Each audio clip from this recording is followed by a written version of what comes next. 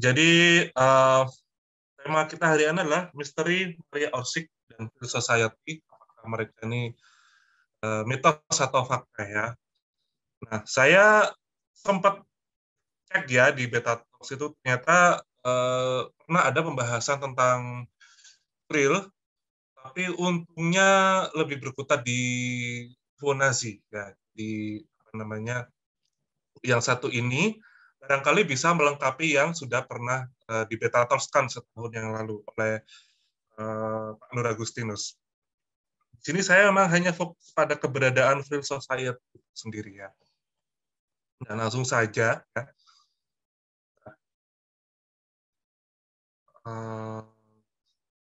Oke, Frill Society ya. Frill Society ini ya untuk teman-teman yang penyuka pembahasan UFO khususnya UFO-UFO yang bertemakan konspirasi atau mungkin UFO-UFO yang setting ceritakan New Age ya, sosok Frill Society ini memang sangat sangat apa ya, sangat mudah ditemui karena bisa dibilang society yang satu ini atau kelompok satu ini yang diduga kuat merupakan medium penghubung antara alien, yang alien ini kalau tidak salah bernama Sumier ya, Sumier atau Sumian dia. Dia ini alien ini tinggal di sebuah planet yang planet ini mengorbiti bintang Aldebaran. Nah, keberadaan Frill Society ini mereka ini adalah medium dari alien Sumian atau Sumier yang mengorbit bintang Aldebaran, yang lantas alien ini kemudian memberitahu mereka, kalian buat dong rancangan pesawat. Nah, pesawat yang kalau di bahasa Indonesia kan bahasa Jermannya agak panjang. Bahasa Indonesia kan itu adalah pesawat jelajah antar dimensi. Nah, pesawat ini memang berbentuk cakram ya, berbentuk cakram. Nah, karena dia berbentuk cakram seperti UFO pada umumnya, makanya pesawat-pesawat buatan Frill Society ini kemudian dikaitkan sebagai UFO Jerman atau UFO buatan manusia ya. Antara bentar, ada suara-suara aneh.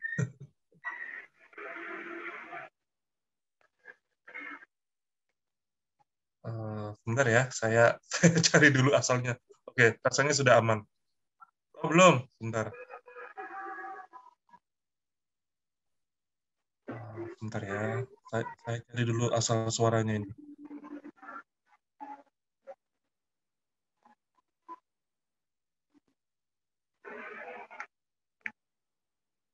Di mana ya nih kalau saya boleh tahu suaranya? Sudah berhenti. Bentar.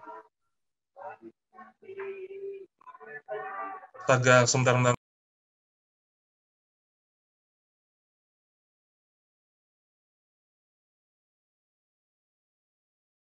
Ini katanya Mas Dino malah gangguan alien itu. Bukan dari saya. Browser saya tadi sudah mati. Aneh sekali. Oke, kita ulang lagi ya. Oke, mana tadi? Nah, balik lagi ke Frill Society. Nah, Frill Society ini diketuai oleh Maria Orsik. Entah namanya itu Orsik, Ostrich, tapi dia lebih sering dikenal dengan nama Maria Orsik ya. Maria Orsik ini diyakini lahir pada 31 Oktober 1895 di Zagreb, Kroasia.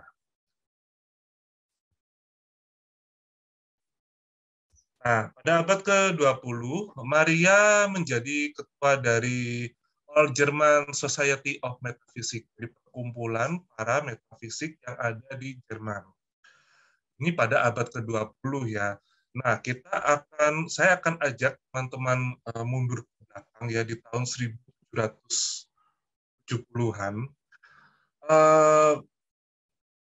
Jadi wilayah Jerman dan negara-negara sekitarnya ini memang erat kaitannya dengan kelompok-kelompok metafisika ya. Pada tahun 1700-an itu ada seorang yang bernama itu Adam Weishaupt. Adam Weishaupt ini yang kemudian didanai oleh beberapa orang untuk membuat sebuah perkumpulan yang mana perkumpulan ini adalah perkumpulan para pelaku metafisik. Nah, perkumpulan ini memang disebut dengan nama Illuminati, tetapi Illuminati yang saya bahas di sini ini sebenarnya adalah bukan cabang ya, satu dari sekian Illuminati yang lain ya. Jadi tahun 1777-an itu ada Illuminati yang disebut Illuminati Bavaria. Nah, Illuminati di tempat lain ada banyak, ada Illuminati di sini, Illuminati di sana gitu. Nah, terus memang pada zaman dahulu itu 1700-an itu rumornya memang Adam Weishaupt ini dibiayai oleh kalau tidak salah sih ini ya kakek buyut atau pokoknya kakek paling atas ya. Itu kakek buyut dari Rockefeller yang sekarang. Jadi dia kalau nggak salah mungkin Rockefeller generasi pertama atau generasi awal-awal ya. Itu Rockefeller, kemudian beberapa pengusaha, kemudian orang-orang okultis di situ tuh meminta Adam Weishaupt ini untuk mendirikan Illuminati of Bavaria. Nah, balik lagi ke sini, nah ini terulang rupanya di Bavaria, di Jerman ya, dengan mendirikan muka-muka saya nggak salah sebut ya, Aldous Gesellschaft für Metaphysik, ya, All German Society of Metaphysics. Nah, perkumpulan ini yang kemudian diberi nama Vril Society ya. Dalam sumber lainnya ini Vril dalam bahasa Sumeria kuno bisa kependekan dari Vril yang artinya itu like a god ya, seperti Tuhan. Nah, ini Vril Society itu biasanya kalau teman-teman browsing di internet memang ditemui itu rata-rata simbolnya seperti ini. Ini memang simbol petir ya, simbol petir, kemudian ada warna ungu dan ada warna hitam. Ya. Warna ungu ini berarti cahaya ilahi, ilu atau pralada ya dari zaman baru. Nah, hitam ini menunjukkan zaman kegelapan masa itu ya, abad 20-an. Lalu petir warna perak atau putih ini berarti kekuasaan yang membuka jalan bagi cahaya ilahi Aion.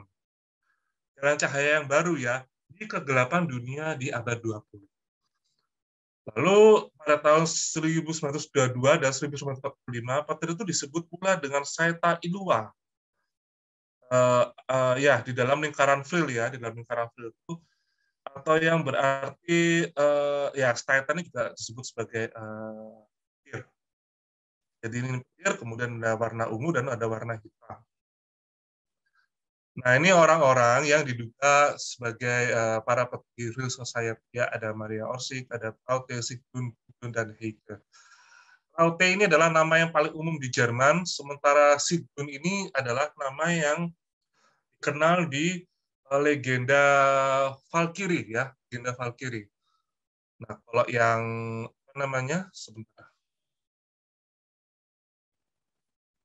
Gudrun ini antara Sigmund atau Gudrun ini dia nama yang terkenal di legenda Valkyrie. Kalau Heike ini saya kurang tahu sih maksudnya. Kalau itu nama-nama lokal Jerman. Nah, ini kemungkinan adalah foto-foto yang dipercayai sebagai orang-orang Vril Society ya. Mereka terkenal dengan rambutnya yang panjang ya. Seperti itu. Nah, model rambut kaum Vril ini rupanya itu berganti dari panjang kemudian menjadi pendek.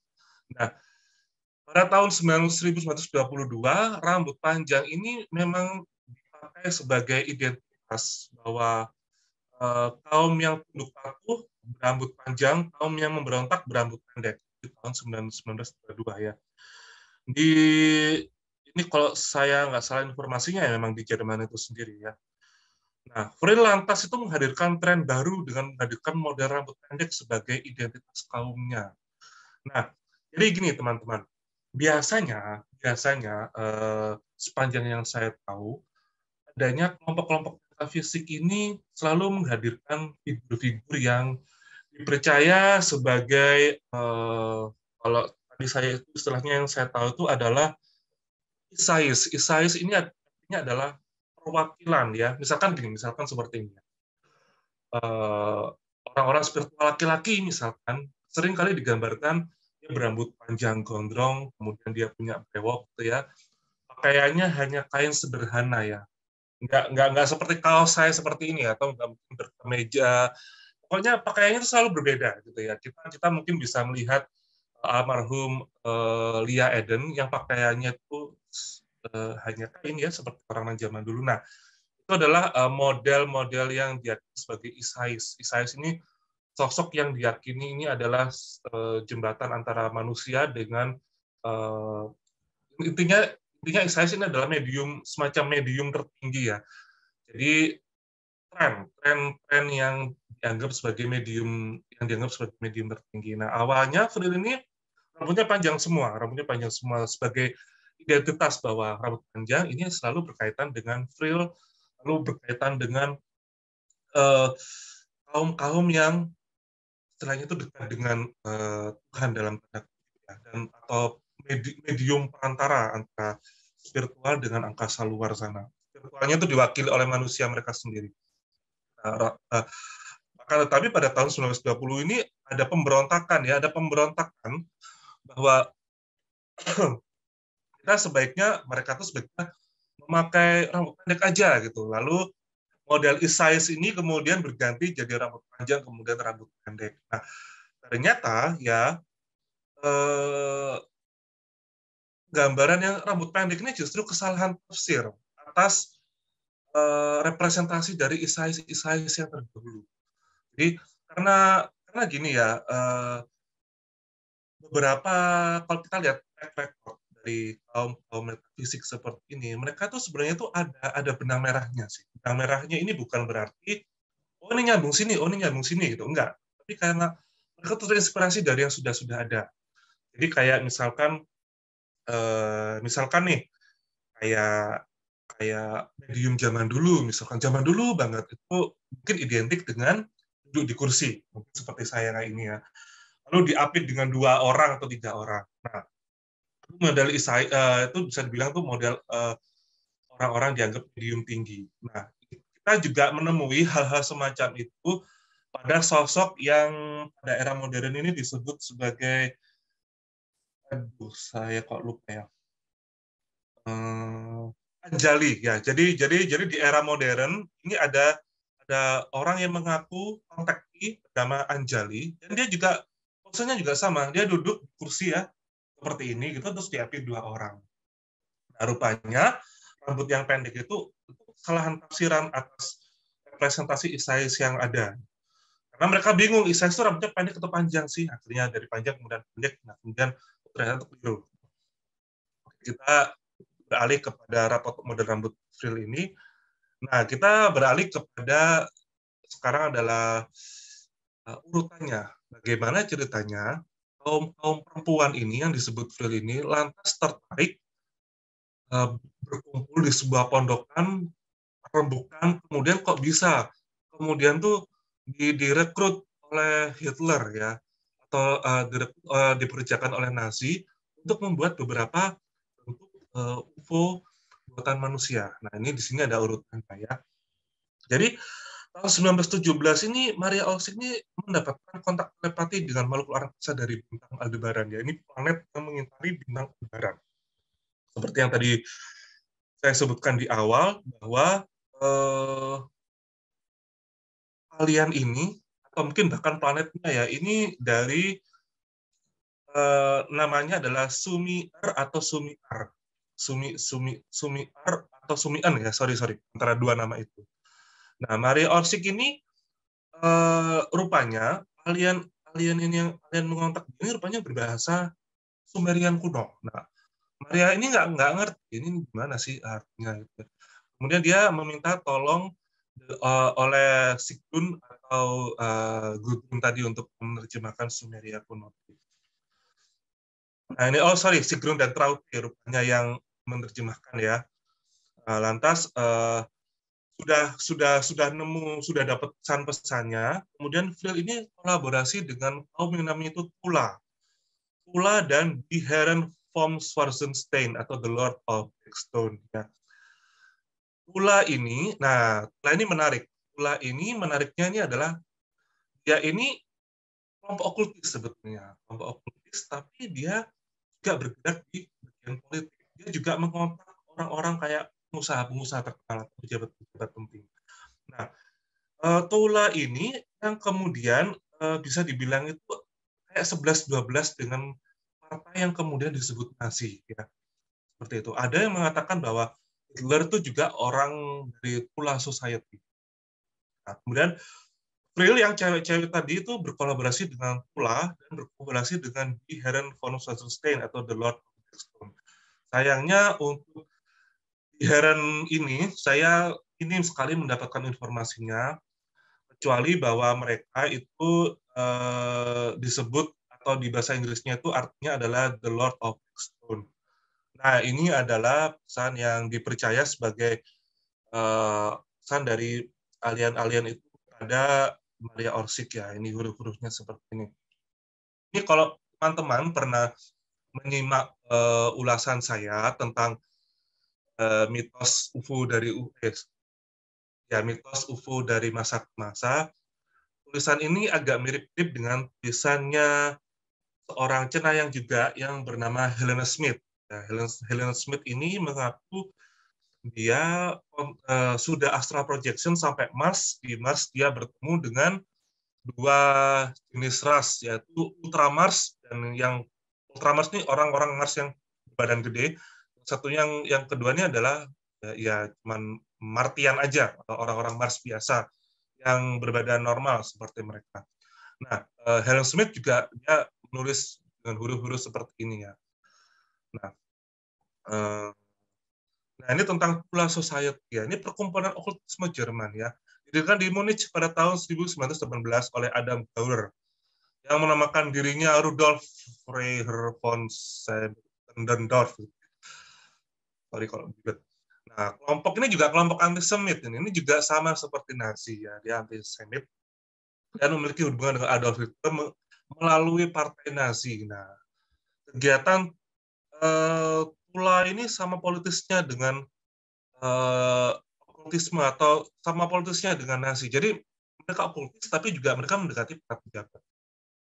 Nah, termasuk hakim. Nah, yang didekati itu ya ada hakim, kepala polisi, profesor, dan industrialis. Yang tadi yang sebentar, yang The Lord of Blackstone ini, mohon maaf saya sangat kesulitan mencari informasinya, ya.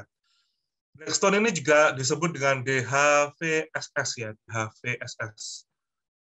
Nah, kemudian, lanjut lagi, ya.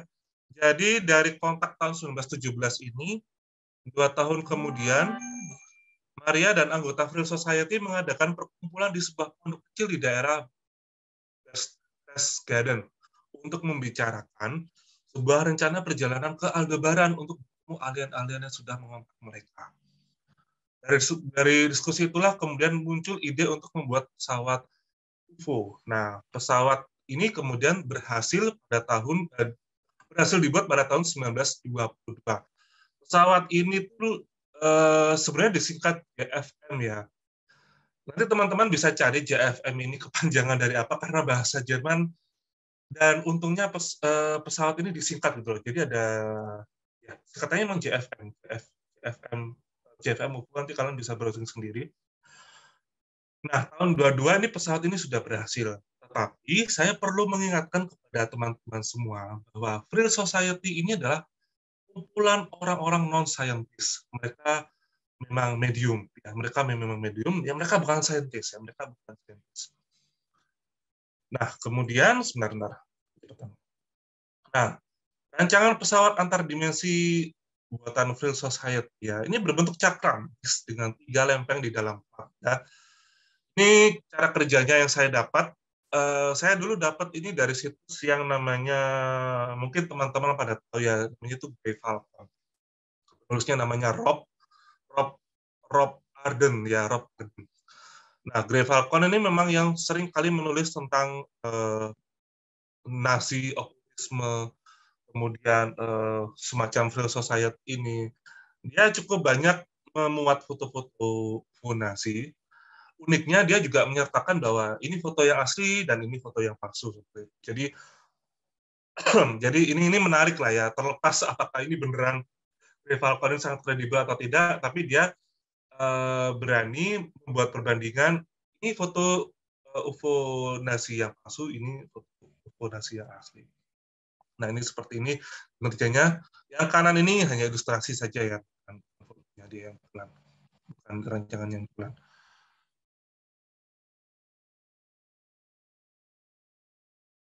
Oke, lalu sebentar ya. Nah, ketertarikan Nazi akan pengetahuan yang dimiliki Free Society dan Free Society ini telah membuat Nazi berencana membuat pesawat tempur dengan teknologi yang sejenis. Ya, Nazi kemudian merekrut Vril dan Pula untuk menciptakan pesawat tempur. Dari situlah muncul proyek-proyek UFO Nazi seperti Haunebu, Andromeda, RFZ. RFZ ini bahasa Jerman juga, tapi kalau diartikan di bahasa Inggris ya artinya adalah piring terbang ya. Karena F-nya ini fluk, terbang. Terus ya macam-macam pesawatnya. Nah, ini contoh UFO Nazi yang bisa saya dapat. Ini juga sering saya tampilkan fotonya di apa namanya di pembahasan UFO. Ini juga saya dapat dari Gray Falcon. Kalau nggak salah yang atas sendiri, atas kiri ini namanya UFO yang disebut sorry yang kiri bawah itu pesawat UFO yang namanya Vril ya. Jadi Vril membuat pesawat yang namanya Vril juga. Sementara yang kanan itu namanya rancangan dari Haunebu 1, 2, 3 ya. Kalau salah sampai 4 ya. Tapi hanya dipercaya Haunebu 1 dan 2 saja. 2 itu yang paling terkenal. Nah, kalau teman-teman mungkin bertanya, UFO Nazi ini sebenarnya beneran ada atau enggak sih? Nah, di sini ada yang menarik nih. Ini saya langsung ambil saja dari Tempo. Nah, Tempo ini menceritakan tentang dokumen Amerika Serikat yang memuat tentang bahwa memang betul Nazi itu membuat UFO pada era-era Perang Dunia II. Ya. Punya dokumen ini punyanya lembaga intelijen US, CIA, diberi tanda unevaluated atau tidak dievaluasi. Sebentar. Nah, ini disebut sebagai bagian dari dokumen penyelidikan CIA soal keberadaan UFO pada era 1950-an. Dokumen ini menyatakan Nazi memiliki piring terbang yang mampu terbang hingga ketinggian 12.400 meter dalam 3 menit dengan kecepatan 2.500 mil per jam atau 4.000 km per jam ya. Seperti yang dilansir Daily Star dan International Business Times pada Senin 6 Agustus 2018 lalu. Nah, ini masih dari Tempo ya. Dokumen ini didasarkan wawancara dari insinyur Jerman bernama George Klein 11 Maret sampai 20 Mei 1952. 7 tahun pasca Perang Dunia II berakhir.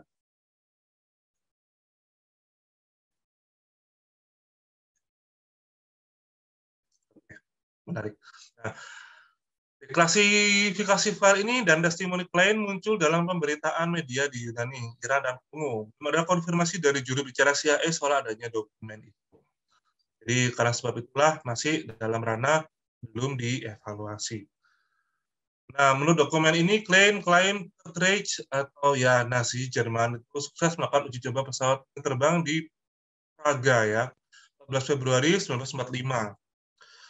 Kemudian Praga ini dibebaskan oleh Uni Soviet, kemudian Nazi kalah ya, Nazi Jerman kalah.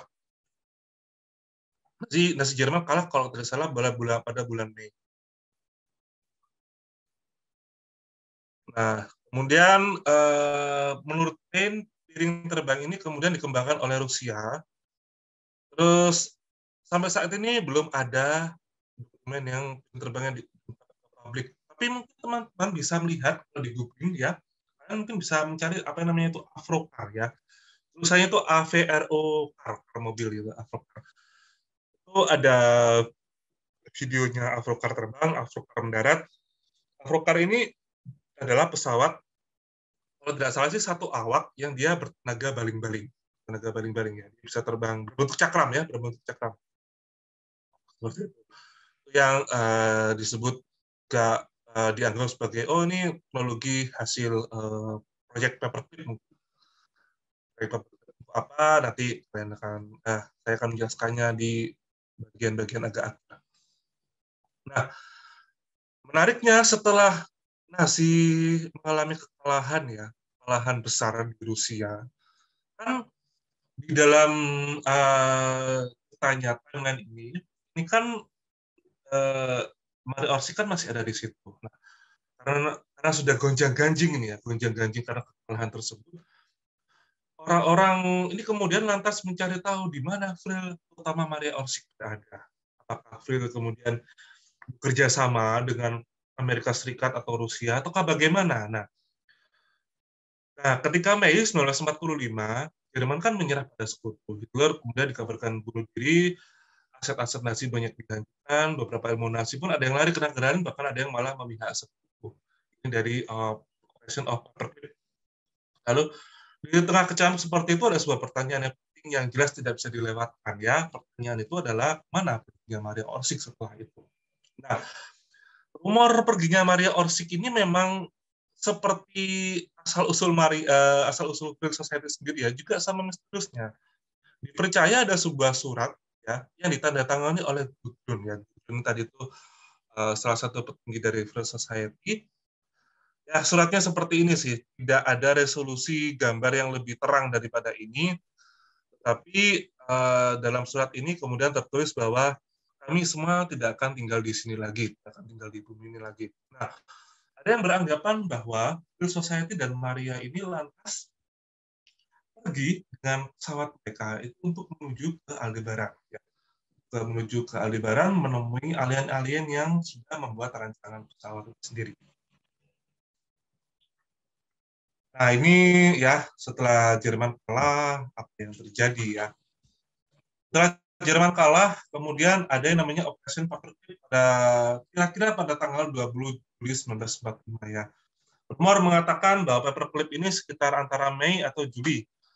Tapi ya ada yang mengatakan bulan tanggal 20 Juli 1945. Ya, ini sekitar 1.600 ilmuwan Jerman plus keluarga mereka ya. Jadi 1.600 ini kayaknya itu bukan ilmuwan aja ya, tapi sama keluarga mereka itu dibawa ke Amerika Serikat untuk bekerja bersama dengan Amerika. Karena Amerika dan Uni Soviet saat itu sedang ada perang dingin. Nah, Amerika ini nggak mau kalah ya. Ilmuwan mereka kemudian diambili ya. Nggak hanya Operation Paperclip saja sih dari Amerika yang mengambil Jerman, tapi juga ada operasi lain yang juga dilakukan oleh Uni Soviet di tahun-tahun yang sama juga. Jadi dua kubu ini sama-sama pada mengambil tentara-tentara atau ilmuwan-ilmuwan Jerman. Nah, ini menarik ya. Apakah Free Society itu fakta ya? Nah, saya ingin mereview ya dari yang tadi saya jelaskan di awal-awal. Kalau kita cermati baik-baik berdasarkan timeline yang populer tentang kaitan Maria Orsik dan Nazi ini, maka urutannya itu seperti ini. Maria Orsik dengan Free Society-nya ini lantas melakukan kontak ya dengan alien yang bernama Sumi-N atau Sumi-A tadi itu, yang alien ini tinggal di planet yang mengitari Aldebaran. Nah, kemudian karena di dalam Free Society itu ada kolaborasi dengan society yang bernama Tula, Tula ini kemudian karena Tula ini di dalamnya juga ada orang-orang pejabat penting, kemudian kayak membuat kolaborasi. Ayo kita sama-sama bikin rancangan pesawat berbentuk cakram dari hasil channelingmu. Gitu. Nah, teknologi mereka ini kemudian dipakai oleh Nazi ya. Dan konon rupanya nggak cuma Nazi saja, tapi juga ada perusahaan-perusahaan penting seperti BMW atau BMW ya. Kemudian ada perusahaan-perusahaan yang lain.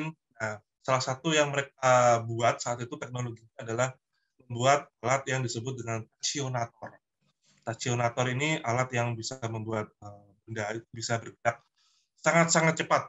Sangat cepat. Yang konon katanya ini bisa membuat atau menciptakan materi yang namanya itu tachyon. Nah, setelah setelah mereka itu kemudian berjaya, Nazi dan Free Society pula ini berjaya dengan penemuan mereka, eh, tanpa disangka-sangka, ya bukan tanpa disangka ya, memang sudah sudah kodrat. Ya. Nazi ini kemudian kalah melawan Soviet, ya kan, kalah melawan Soviet. Kemudian seperti yang tadi saya sampaikan, teknologi-teknologi mereka ini kemudian diambil. Lalu Maria dan Free Society ini kemudian merasa dia ada gunanya lagi tinggal di bumi, lebih baik kita melarikan diri ke planet di mana alien-alien yang dulu kontak kita itu berada. Nah, tapi apakah ini benar-benar kelompok ini benar-benar ada? Nah, rupanya menariknya itu begini. Real Society ini pernah dibuat dalam bentuk cerita science fiksi, yang mana science fiksinya ini ditulis pada tahun 1871 ya oleh Edward Bulwer Lytton ya dengan judul Thrill the Power of the Coming Race ya. Ini menceritakan seorang traveler yang menemukan jalan menuju Hollow Earth ya, atau ya kalau teman-teman suka cerita-cerita tentang Hollow Earth ini adalah dunia lain di dunia di bumi ya, tapi bukan, seingat saya sih bukan dimensi ya, tapi dunia real seperti tiga dimensi, cuman ya ada di bawah bumi. Nah, cerita tentang Thrill the Power of the Coming Race ini mengangkat ya dari traveler yang berjumpa dengan makhluk-makhluk yang diceritakan sebagai makhluk-makhluk yang cantiknya itu seperti bidadari. Makhluk-makhluk ini bernama Frilia ya, bernama Frilia ya. Dan makhluk-makhluk ini memiliki kemampuan yang sangat luar biasa. Mereka ini juga memiliki kemampuan atau teknologi yang menciptakan pesawat-pesawat canggih ya ras yang sangat. Dia juga punya sayap, mereka juga punya sayap. Nah, traveler ini kemudian ditolong oleh seorang yang bernama Z. Z ini adalah Frilia yang baik hati. Nah, kemampuan Frilia di novel Thrill the Power of Coming Race ini sangat luar biasa. Bahkan diceritakan bahwa Frilia ketika mereka tuh menapaki permukaan bumi, mereka tuh udah berusaha untuk menghancurkan dunia. Ketika mereka tuh keluar ya dari bumi, dari perut bumi ke permukaan bumi, mereka berusaha untuk menghancurkan dunia. Lalu ada juga karya yang dibuat oleh Louis Jacoliot ya. Jacoliot ini mempopulerkan thrill lebih lebih kental lagi karena dari Jacoliot ini kemudian thrill ini semakin dikenal di kalangan okultisme modern. Nah, Jacoliot ini adalah seorang penulis ya, penulis yang banyak terinspirasi dari karya-karya karya Swedenborg. Nah, Swedenborg ini sering banget saya sebut, terutama di materi beta talk saya yang pertama kali tentang mitos seputar UFO dan alien. Swedenborg ini adalah cenayang yang dia bisa melakukan astral projection ke planet-planet lain, dan di planet-planet lain itu dia bertemu dengan spiritual being. Nah, Swedenborg ini kemudian mempengaruhi Jacoliot untuk mempopulerkan Frill. Dia juga bahkan Jacoliot ini mengaku bahwa aku bertemu dengan Frill di dunia nyata ya, bukan di dunia fiksi. Nah, Jacoliot ini kemudian menginspirasi para okultis yang lain ya, seperti Helena Blavatsky, terus Helena Blavatsky yang kemudian dia menciptakan banyak buku seperti yang ada di daftar ini ya, di PowerPoint ini ya, judul-judulnya agak susah lah disebutin. Ada Let's Please the Dew, terus Krishna et la Chris, La Tradition, dan lain sebagainya, sampai La Olympe Brahmanik. Nah, selain ada Jacoliot, ada juga, nah ini tema-temanya Jacoliot ya. Tema utama dari buku-bukunya Jacoliot adalah bahwa peradaban modern berasal dari satu inti primordial tunggal yang seperti suku-suku di India, Asia Barat ya, dan Eropa. Lalu ras Semit dan Indo-Eropa tidak berbeda pada awalnya, tetapi ras Semit ini merosot dalam prosesnya. Maksudnya gini, maksudnya ini adalah ada suku yang namanya Arya. Arya ini dia tidak mengalami degradasi dalam bukan tahap evolusinya ya, dalam tahap perkembangan zaman. Nah, orang-orang yang selain Arya ini mengalami kayak penurunan kualitas spiritual. Seperti itu. Ini menurut bukunya Jack Collier. Nah, dia juga mengatakan, Jack mengatakan bahwa aku pernah bertemu dengan Friel di perkumpulan Jainism di daerah Mysore dan Gujarat.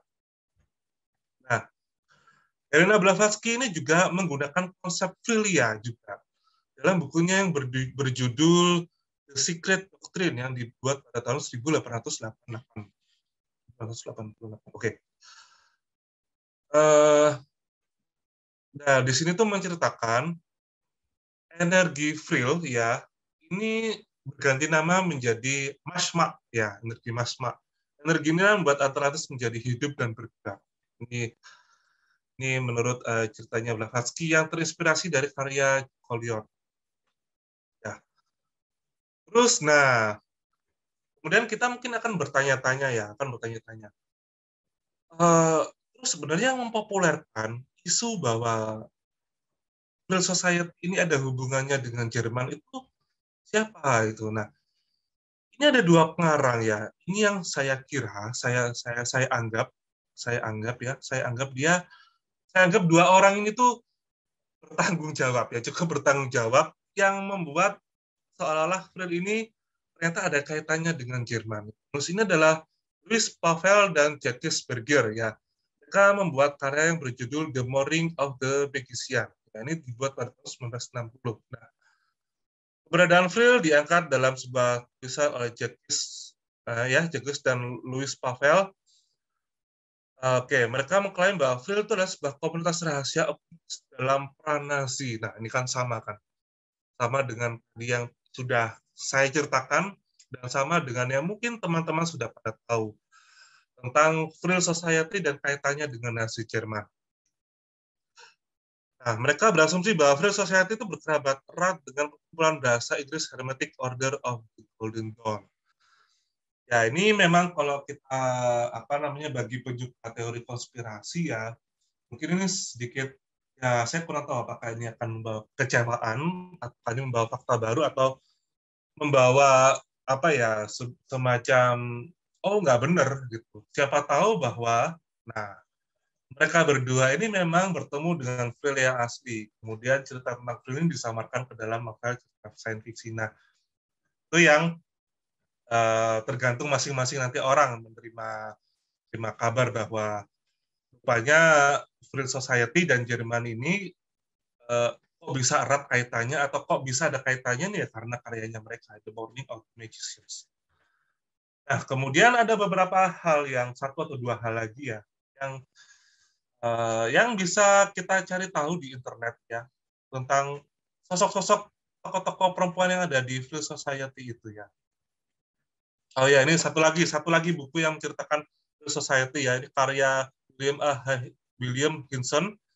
Judulnya Castle Warvenson of the Wonder Woman of Friel, Maria Orsic and the Beings of Light. Nah, ini di novel ini menceritakan Friel Society adalah kaum yang tercerahkan ya. Mungkin dia seperti Illuminati tetapi versi perempuan semua. Nah, terus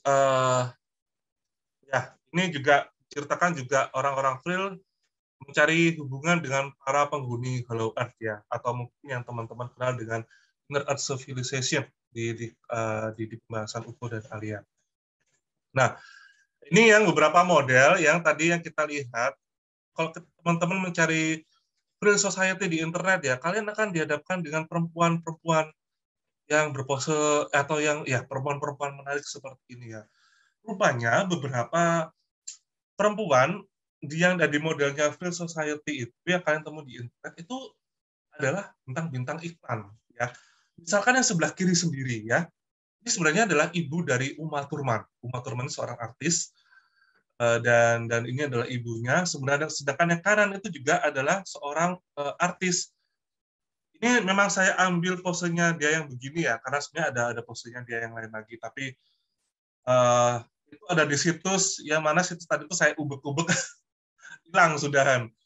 Tapi tadi saya sempat sertakan kok link YouTube yang membahas ini. Jadi beberapa gambaran ya, beberapa gambaran. Sebentar saya mundurkan dulu. Beberapa gambaran tentang Free Society yang tadi itu ada cewek-ceweknya tadi itu. Mana ya? Nah ini disinyalir adalah foto-foto model ya, foto model atau artis bahkan bintang iklan ya, yang kemudian langsung ditempel, kemudian diklaim sebagai orang-orang Free Society. Seperti ini misalkan yang Maria ini, foto Maria ini mungkin tidak sama dengan wajahnya dia yang ini.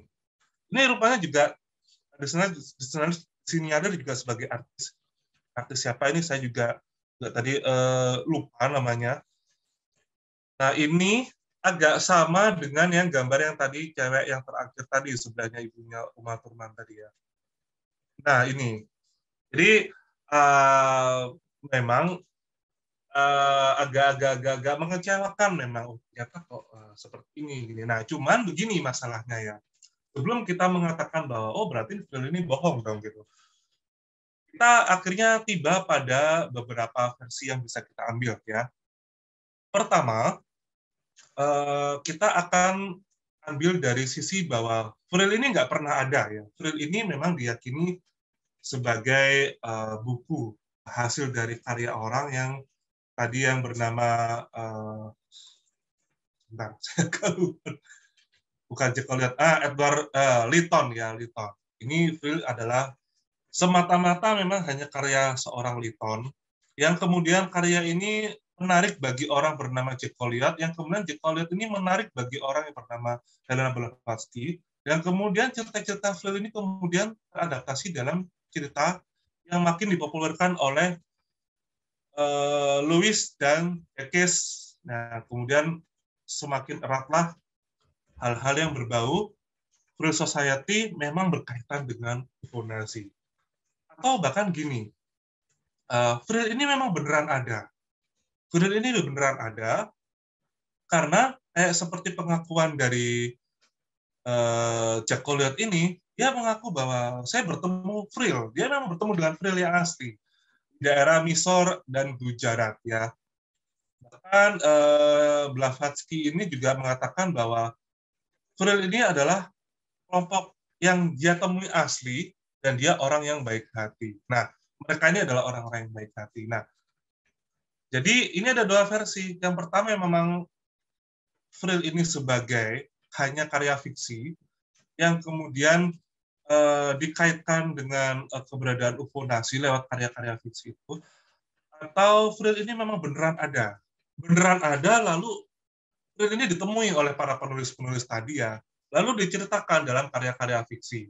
Mungkin istilahnya adalah subliminal message ya, pesan-pesan tersembunyi bahwa sebenarnya kaum ini ada loh, kaum yang beranggotakan perempuan yang diceritakan berparas cantik-cantik ini, dan beberapa para pelaku metafisik juga sudah bertemu, penulis pun juga sudah bertemu, dan bisa jadi malah orang-orang ini kemudian bertemu dengan para petinggi Nazi, kemudian mereka itu membuat sebuah rancangan pesawat terbang berupa UFO seperti itu. Nah, itu bisa jadi. Jadi ya memang ada dua versi yang bisa kita ambil dari memang tapi gini yang ingin saya tekankan ya, teman-teman ketika ingin mencari informasi tentang Free Society, teman-teman harus berhati-hati dengan gambaran-gambaran perempuan-perempuan yang ditampilkan. Apakah itu memang Frill ataukah itu adalah bintang-bintang iklan yang langsung dicomot jadikan sosok-sosok yang dianggap sebagai orang-orang Frill, bagaimana ya seperti itu. Kalian harus teman-teman harus hati-hati di sini. Nah, kalau saya pribadi, Fibonacci ini kalau saya yakini ya, Fibonacci ini memang ada menurut saya pribadi. Tetapi apakah kemudian dia ini ditemukan dihubungkan dengan Free Society, ini yang masih menjadi misteri. Karena begini, setelah Free Society, misalkan Free Society ini ada ya, kemudian dia dapat pesan dari alien sana, lalu alien ini kemudian memberitahu mereka bikin pesawat gitu. Terus mereka kemudian kerjasama dengan NASA, ayo kita bikin pesawat gitu. Maka harusnya channeling yang lain, channel yang lain setelah Maria dan lain sebagainya ini yang dikontak oleh alien harusnya bisa membuat teknologi juga, gitu. Harusnya bisa merancang teknologi juga. Atau mungkin malah sebenarnya ada, tapi dirahasiakan oleh pemerintah. Nah itu yang saya kurang tahu. Tetapi yang jelas memang kalau saya pribadi saya meyakini UFO nasi ini ada, cuman ini saya masih setengah-setengah antara ya atau enggak gitu, karena pertama kita atau saya pribadi ini masih belum mengetahui apakah para penulis ini mau jujur bahwa Frill ini ada betulan atau mereka hanya langsung semua itu dasar imajinasi mereka saja. Atau benarkah seorang Blavatsky ini betul-betul bertemu dengan Frill Society? Ataukah Jack Collier memang benar-benar bertemu dengan Frill Society ini yang saya masih belum bisa menafsirkan lebih jauh. Memang itu sih masih menjadi teka-teki sampai sekarang. Saya kira sampai di sini saja diskusi saya. Ya, terima kasih. Silakan kalau misalkan ada pertanyaan. Nah, Charlize Theron ini juga dipakai untuk foto Maria Orsik ya. Oke. Silakan mungkin dari teman-teman ada yang ingin bertanya atau berdiskusi. Saya rasanya sudah ini sih sempat belum ya. Bentar. Ini ada link YouTube. Nah, link YouTube ini yang menampilkan wajah-wajah artis yang ternyata kita pernah lihat juga kalau kita browsing ke society gitu. Nah, itu seperti itu sih teman-teman. Oke, ini permisi Pak Reza. Oh iya ya, silakan. Nanti materi presentasinya apakah di-share? Oh ya. Sorry tadi belum saya taruh di drive ya. Ini saya share di sini ya, share di sini. Sorry. Ya. Oh ya, sama-sama Mas, bentar. Ini ada di Zoom.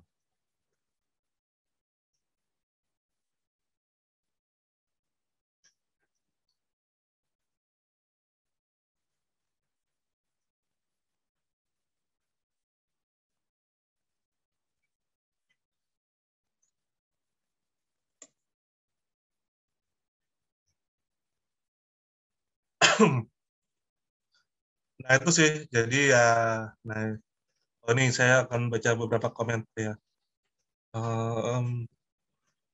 Maria Orsik inkarnasi dari bangsa Pleiadian dan mampu berkomunikasi dengan cara telepati dengan mereka dan jangan pun diinformasikan oleh Pleiades. Oke.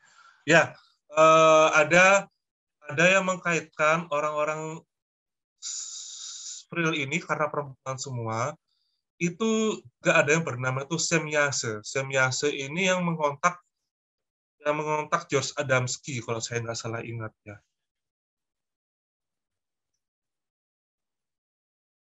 Oke, ada yang percaya ini fakta. Terus anggota Illuminati kan memang sebagian besar artis ya, jadi ya, tetapi Illuminati yang tadi saya bahas itu adalah Illuminati yang Jerman. Jadi tahun 1700-an itu Illuminati itu ada, tapi pada tahun 1700-an pula Illuminati di Jerman itu sudah diberangus oleh pemerintah Bavaria karena dituduh makar dengan pemerintah ya.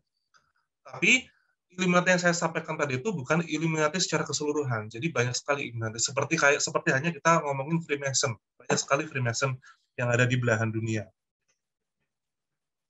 Silakan jika ada yang ingin bertanya langsung atau mungkin bertanya di kolom chat.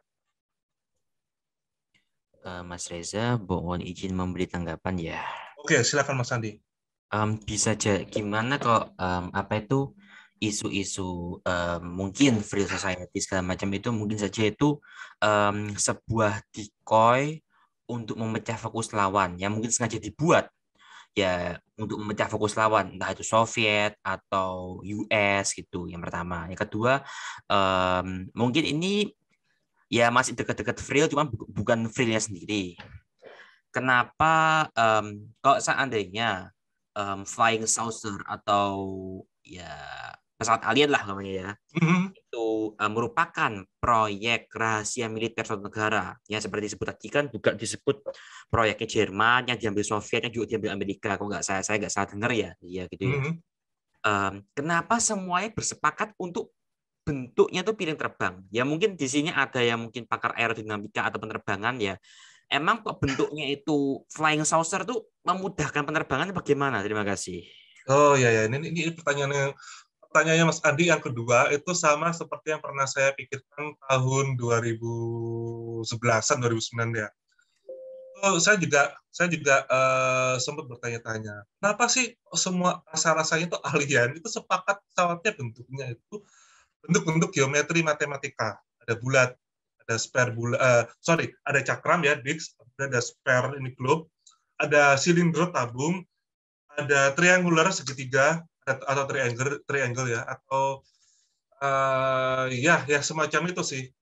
Kenapa kok seperti itu gitu lah. Nah ini, ini yang masih menjadi tanda tanya. Mungkin ya kalau apa tadi pertanyaan Mas Andi juga ada orang aerodinamika di sini mungkin bisa jawab. Nah mungkin saja Mas Andi pesawat-pesawat yang cakram-cakram itu mungkin memang pesawat yang dikhususkan bisa terbang tanpa manuvernya UFO ini kan unik-unik ya. Kadang mereka tuh lurus tiba-tiba zigzag. Kadang dari pelan tiba-tiba kenceng banget. Atau dari berhenti tiba-tiba dia kenceng banget. Dan itu kalau kata Mas Nugi itu mereka tanpa meninggalkan sonic boom ya. Atau kalau kita lihat pesawat yang kecepatan tinggi, mereka meninggalkan sonic. Nah mereka ini nggak meninggalkan sonic boom gitu. Nah apakah karena bentuk-bentuk yang seperti itu membantu mereka bisa bermanuver seperti itu gitu? Ataukah ada alasan lain ya? Entahlah. Nah, pertanyaan yang pertama tadi, apakah mungkin ini sebagai decoy? Kalau menurut saya sih ini masih mungkin banget ya, karena gini, ada info, tapi info ini mungkin uh, hanya dari komentar ya. Nah, tadi kan saya cerita, ada blog yang tadi itu saya ingin tunjukin ke kalian, cuman hilang blog itu. Saya cari lagi susah. Nah, ada komentar tuh bilang seperti ini. Maria Orsik itu tuh sebenarnya tuh malah decoy atau mungkin dia adalah tools untuk propaganda bagi orang-orang atau bagi mereka yang tidak ingin mengakui bahwa Nazi itu kalah. Jadi kemudian mereka tuh menciptakan orang-orang atau tokoh-tokoh atau foto cewek siapa lah di foto kemudian disebarin di mana-mana gitu ya atau diulas di internet itu yang mereka tuh tidak rela bahwa Nazi itu kalah saat itu melawan Soviet kalau tidak salah ya. Jadi apakah kehadiran mereka itu kemudian adalah decoy itu sangat masuk akal. Entah decoy untuk ngecoh atau decoy ya sebenarnya nggak ada frill gitu. Yang ada adalah semua UFO Nazi ini dibuat oleh para saintis Nazi, misalkan seperti itu. Atau mungkin malah decoy yang mendukung adanya frill, bahwa memang bisa loh saintis dan metafisik itu bersatu bikin alat, bikin pesawat jadi. Cuman Nazi saat itu lagi apes, dia lagi kalah perang, dan akhirnya kemudian diambil seperti itu, Mas Andi. Ya, semoga bisa membantu menjawab Terima kasih. Dan pertanyaannya juga Mas Andi. Ya, menanggapi jawaban yang nomor 2 tadi juga bentuk-bentuk geometris ini juga mungkin diperkuat ya, mengingat bentuk-bentuk pesawat silumannya US ya. Itu kan juga bentuk-bentuk geometris juga tuh. ya, tapi masih ada sayap-sayapnya, Mas. Kayak misalkan Ya, pesawat yang hitam itu, yang dia segitiga tapi nggak segitiga sih. Apa sih saya lupa namanya B berapa itu? B bomber apa itu loh yang hitam itu. di Seventeen Uh, Bomber gitu. ya itu mungkin itu kan kalau nggak salah sih dia siluman ya. Tapi bentuknya itu nggak seperti UFO yang ya aneh gitu ya, cakram, bulat, bola gitu. Ya, cuman mendekati sih ya gitu. Ya mendekati betul betul betul. Mungkin itu mungkin saja kalau misalnya UFO-UFO yang terbang itu adalah sebuah prototipe atau rupa rahasia ya.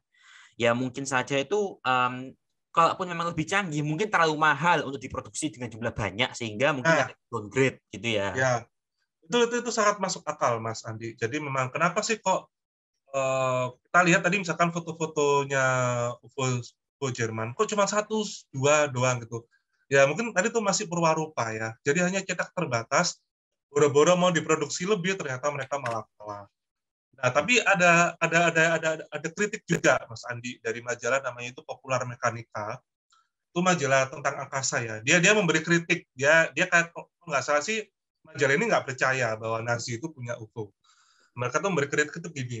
Kalau memang Nazi itu punya UFO, teknologinya kemudian dicuri oleh Amerika dan Rusia, kenapa kok pesawat yang sekarang itu kok tidak anti gravitasi, masih pakai tenaga pendorong gitu, mendarat juga dengan ban gitu. Nah itu pertanyaan menarik sih, kritik-kritik menarik dari Popular Mekanika yang mungkin dari kita itu akan lebih kritis lagi. Wih, ini beneran nggak ya kira-kira Nazi punya UFO atau enggak? Itu sih. Oke, terima kasih. Oke. Nah, ini dari Mas Dino ada keterangan nih menarik. Di majalah Air and Space dijelaskan kenapa pesawat bentuk UFO atau piring tidak efektif untuk peperangan. Ya. Mungkin mereka efektif untuk ini ya, mata-matai mungkin ya. Tapi untuk perang kayaknya enggak sih ya. Ya betul sih. Ya Saya mungkin bisa ya gimana? mungkin saja itu benar itu adalah pesawat mata-mata yang memang benar-benar ada tapi dirahasiakan gitu ya. Cuma mungkin Ya. ini bentuknya seperti itu sehingga itu orang tidak berpikir kalau itu militer asing, tapi berpikir kalau itu UFO mungkin tuh ya. UFO yang dari alien mungkin ya, maksudnya Mas Andi. Iya, maksudnya itu Ya. maksud saya itu alien ya gitu. Ya. Iya sih, saya tadi kepikiran ya. Saya membayangkan jika UFO ini bisa bergerak zigzag, kemudian dia melakukan locking target pada musuh. Dia zigzag, kemudian dia sendiri pun mungkin juga akan kesusahan apa ya, nembakin pesawat musuhnya mungkin sih. Halo, Mas Reza. Ya Mas Dino. Ya, saya tambahkan tadi mengenai bentuk piring terbang ya. Yaitu dari majalah itu emang dibilang kalau bentuk piring tuh nggak, ya dia kurang lincah kalau untuk manuver ya. Jadi mudah sekali ditembak dari darat. Mudah ditembak dari darat.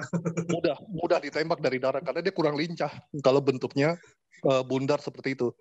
Dan itu udah pernah diuji coba, kalau nggak salah era 50 ya. Nah di situ mereka lihat ini sepertinya nggak efektif. Jadi ya sejak itu nggak pernah dibuat lagi pesawat berbentuk piring. Nah, itu, ya. Kalau penjelasan lebih dalam di majalah itu, nanti saya coba kasih linknya ya. Di majalah Air and Space itu majalah penerbangan kok, majalah penerbangan internasional tuh. Ya. Jadi justru ya bentuk piring ini gampang ditembak dari darat. Gampang ditembak, iya. Begitu diuji coba, malah dia punya judul artikelnya lucu. Dia bilang musuh pun akan ketawa kalau ngelihat pesawat kayak gitu, karena sangat rawan. Ya, nanti saya kasih linknya. Oke, itu aja sih. Ya, dan juga mungkin izin nanggapi juga, ya mungkin saja isu apa tuh UFO alien itu juga untuk melindungi pesawat itu nggak biar ditembak. Maaf ya kok pikiran saya terlalu jauh. Oh, nggak apa. Gitu mungkin loh ya gitu. Ya. Alien UFO sengaja disebar ya biar orang-orang itu kok mau nembak tuh mikir-mikir mungkin ya gitu. Ya. Oh, ini ada pertanyaan dari M. Dwi Patra. Tadi disebutkan nama Adam Weishaupt, apa hubungannya dengan Frill ini? Oh, gini Mas Adam. Tadi itu kan si Frill ini kan berdiri di wilayah-wilayah Jerman gitu ya. Tadi saya menceritakan bahwa di wilayah Jerman dan sekitarnya ini memang erat sekali dengan okultis, kelompok-kelompok okultis seperti kelompok yang didirikan oleh Adam Weishaupt ini. Jadi kemudian terulang lagi di Frill Society ini. Tuh, ya di daerah-daerah situ juga. Jadi kalau misalkan ada anggapan Eropa itu negara maju kok nggak percaya dengan kayak gitu-gitu. Ya sekarang, tapi yang dulu-dulu tuh ada sejarah mengatakan bahwa memang benua-benua Eropa itu malah ya mungkin seperti kita ya, kalau kita bilang ada mungkin santet, ilmu gaib segala macam gitu. Ya cuman mungkin sekarang trennya mereka lagi nggak kayak gitu, tapi dulu tuh jadi tren ya. Bahkan dulu tuh ada isu kucing hitam membawa petaka, atau kucing hitam tuh membawa atau kawan dari penyihir, maka kucing hitam ini kemudian diambilin kemudian dibakar. Itu sih. Tadi cuma mengkaitkan saja secara geografis bahwa di wilayah mereka ini tuh dulunya juga ada rekam jejak tentang kumpulan-perkumpulan ini semacam ini. Nah, Charles Theron juga dipakai Maria Orsic ya gitu. Jadi teman-teman harus hati-hati kalau cari Maria Orsic, kemudian Free Society, itu cewek-ceweknya ini jangan-jangan dari artis-artis ini yang diambil-ambil gitu. Di video yang tadi saya tulis tadi juga ada ini macam-macam ini ya, bahkan ada iklan parfum kalau nggak salah ya, diambil langsung sebagai gambaran dari orang-orang Free Society.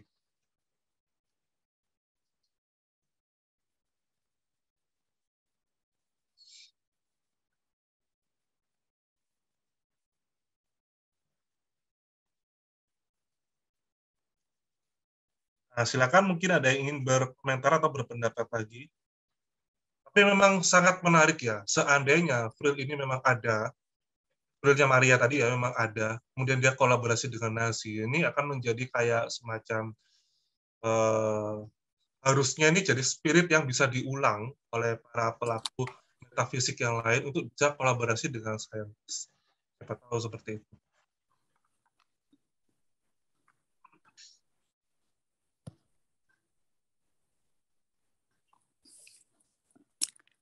Mas Reza, boleh menanggapi? Oh, boleh, silakan Mbak Medon. Iya, tadi saya tulis di chat juga bahwa kita tuh boleh memiliki sudut pandang dari berbagai macam sudut pandang, maksud saya perspektif ya. Misalnya kayak kita ngelihat fakta Maria Orsic ini, kalau kita cek, kita lihat sering banget artis-artis, salah satu yang paling besar itu adalah Charlize Theron. Itu dia paling sering dikaitkan dengan ini. Bahkan beberapa tahun lalu 2019 itu ada juga cewek yang beneran mirip dengan Maria Orsic. Sangat mirip. Nah, itu kalau saya melihatnya sih ini kayak semacam counter naratif ya. Gitu. Counter naratif untuk kekalahannya Nazi. Sekelas Nazi itu harus punya counter naratif. Ya. Gitu. Iya, karena kan mereka kalah, jelas mereka kalah kok. Jadi harus punya counter naratif. Ini sama kalau kita ingat counter naratifnya Amerika yang kalah di Vietnam. Pakai rainbow.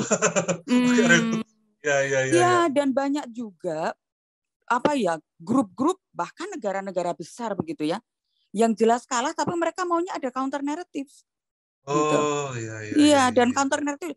Lah kalau sekelas Nazi ya counter naratifnya harus gede dong. Harus grande gitulah kasarannya. Iya. Lah yo harus grande. Masuk sekelas Nazi kok counter naratifnya cilik-cilik gitu. Cuman sekelas cublak-cublak suang misalnya itu kan nggak mungkin gitu. Jadi dan itu tuh harus menyebar di semua lini. Dan dalam teori counter naratif jelas bahwa apapun itu tuh juga salah satu menjadi defense mechanism-nya Nazi. Pasti itu. Gitu. Kemudian yang saya lihat lagi, ini sebenarnya bukan hanya counter naratif. Sebenarnya Eropa itu tuh sangat-sangat kental dengan narasi sejak dulu, ya.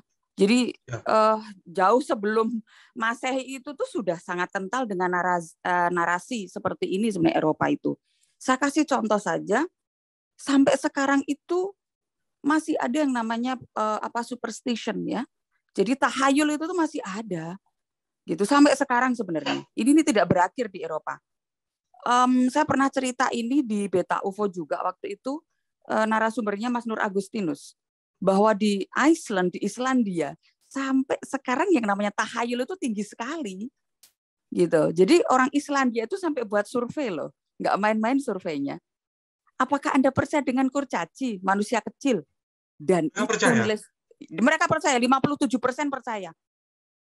Ngeri, 57, berarti sudah selesai itu. Sudah selesai itu ya. Lebih dari separuh kok. Iya, lebih dari separuh.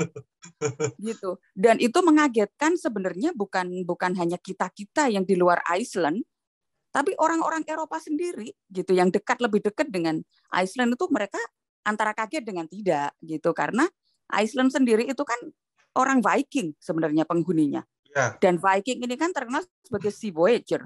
ya kan, Ya. penguasa lautan kan. Nah, mereka harus punya narasi bahwa mereka itu mengalahkan suatu bangsa. Dan yang dikalahkan itu siapa? Bangsa kurcaci ini, manusia-manusia kecil. Makanya jangan heran kalau ke Iceland, itu mulai dari di kota sampai di desa, di pegunungan begitu, ada yang namanya tiny churches. Jadi gereja-gereja kecil yang dibangun oleh orang-orang masa kini, seusia kita ini, itu tuh untuk para manusia-manusia kecil ini. Jadi mereka dibangunkan rumah, dibangunkan gubuk kecil-kecil dan gereja-gereja kecil. Ada di lereng-lereng gunung ya, ada di slope seperti itu. Jadi sebenarnya budaya narasi, counter naratif atau narasi yang berseberangan gitu ya, sekaligus defense mechanism dan superstition alias tahayul itu sampai sekarang masih hidup di Eropa. At least yang saya tahu sampai sekarang untuk teori narasi ini masih ada di Iceland. Terima kasih Mas Reza. Oh ya, terima kasih. Wah, penjelasan yang sangat menarik ini. Wedo. Betul. Ini dari Mas Enduro, silakan Mas Enduro. Halo Mas Reza. Halo Mas Enduro. Ya. Ini saya mau nanggapin soal UFO itu ya, kalau misalnya memang dia kontra naratif ya.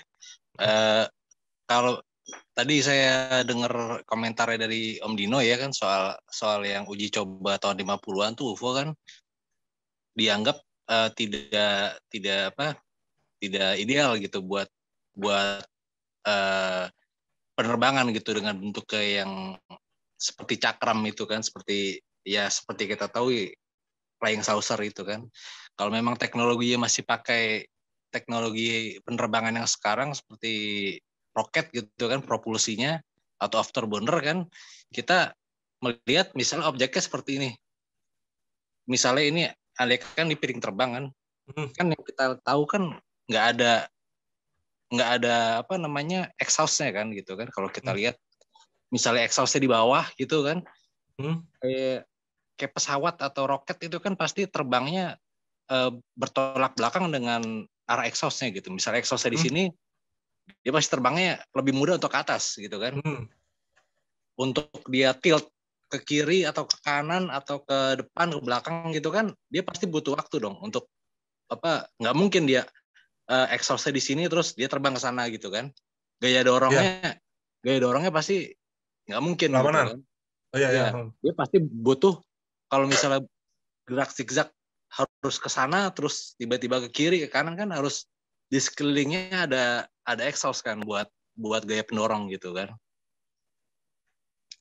Untuk melesat secara tiba-tiba gitu kan. Nah, itu kalau menurut saya mungkin kalau dengan teknologi yang ada sekarang dengan fisika klasik ya, dengan afterburner atau teknologi roket itu mungkin ya masuk akal gitu kan. Tapi kalau memang dia dibikin narasinya memang dengan bentuk piring terbang ini tidak ideal ini gitu kan, dengan pengetahuan yang ada sekarang gitu kan. Tapi mungkin dia membuat narasi tersebut untuk membrainstorming masyarakat untuk bahwa teknologi ini memang nggak mungkin gitu dibikin gitu.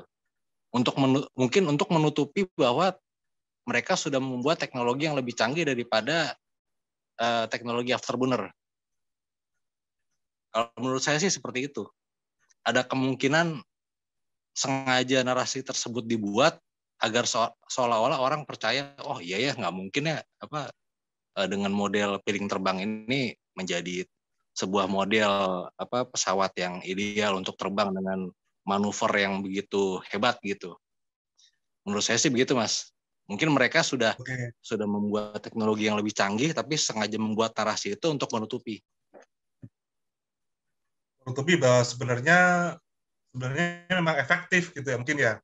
Tapi dibuat narasi itu nggak efektif gitu ya. Oke. Iya mungkin seperti itu. Jadi biar terkesan oh iya ya nggak mungkin ya gitu kan. Mungkin ini apalah gitu. Orang halu apa gimana gitu kan. Jadi sengaja dibuat digiring opini masyarakat untuk berpikir seperti itu mungkin aja. Oh ini nih, mumpung ada Mas Enduro, ini ada pertanyaan dari Mas Patra. Mungkin maksud Mas Enduro adalah piring terbang seharusnya tidak menggunakan daya dorong, tapi menggunakan daya. Kayaknya bukan ini ya Mas Enduro ya. Kayaknya maksudnya Mas Enduro itu adalah ada narasi yang mengatakan bentuk piring terbang yang bulat itu tidak efektif. Sebetulnya itu untuk memberitahu bahwa ya itu mungkin lebih efektif. Seperti itu kan maksudnya Mas Enduro. Nah, iya maksudnya seperti itu mungkin teknologinya udah pakai teknologi yang lain selain propulsi loket mungkin. Udah lebih canggih lagi gitu. Tapi kemudian dinarasikan, oh bentukan ini ya ditembak jatuh gitu kan. Iya. Mungkin karena masih rahasia, jadi ya mereka membuat narasi seperti itu supaya publik berpikirnya, oh iya kan ke teknologi kita kan sekarang masih roket ya gitu kan. Ya. Nah, dibikin kayak gitu.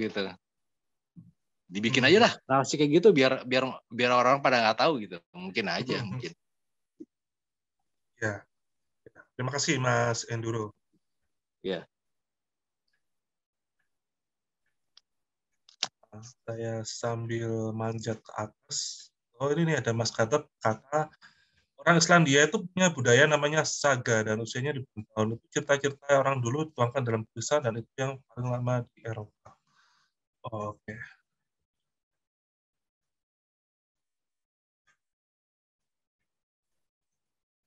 Halo Mas Reza. Halo Mas Ipang. Nah, aku nambahin Mas Enduro. Mungkin maksudnya gini. Kita kalau ngelihat artikelnya dari Mas Dino, kita ngelihat judulnya aja kita tahu itu yang dibahas apa ya kan. Itu tentang Afrocar. Jadi kita nggak bisa generalisasi bahwa itu termasuk apa namanya bahwa UFO yang bentuknya piring terbang itu tidak efektif. Enggak. Karena kalau kita merujuk sama artikelnya itu tentang Afrocar ya. Jadi nggak ada hubungannya sama UFO. Paling itu aja. Jadi yang di artikel itu saya belum buka linknya sih Mas, tapi maksudnya adalah yang di artikel itu ditujukan pada Afrocar ya, bukan UFO secara luas gitu ya Mas Ipang ya.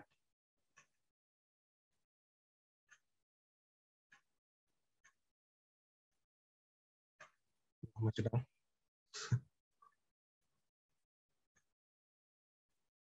Oke, Mas Ipang men-silentkan diri. Ya, sangat-sangat menarik seandainya memang siapa namanya Maria Orsik ini adalah counter naratif bagi kekalahannya Nazi ya.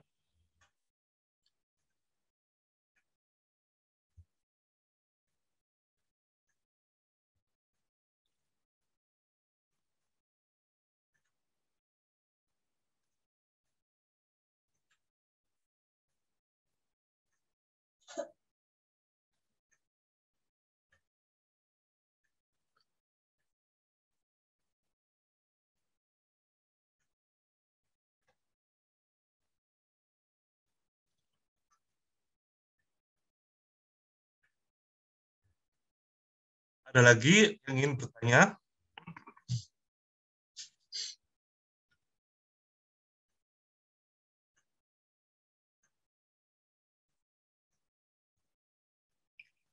Saya akan coba tampilkan ini lagi ya, si Maria Orsik.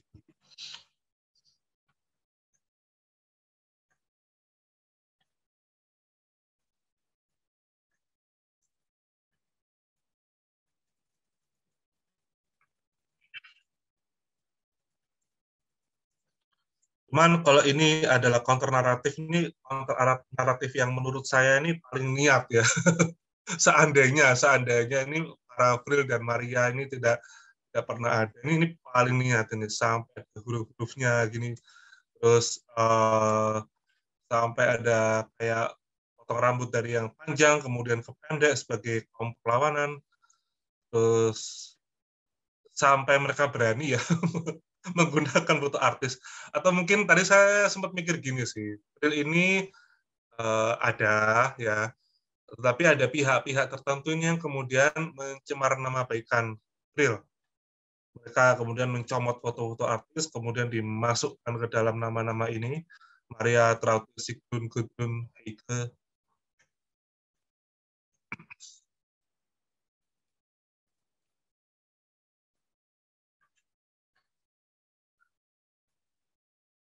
Golden Hair of IRC.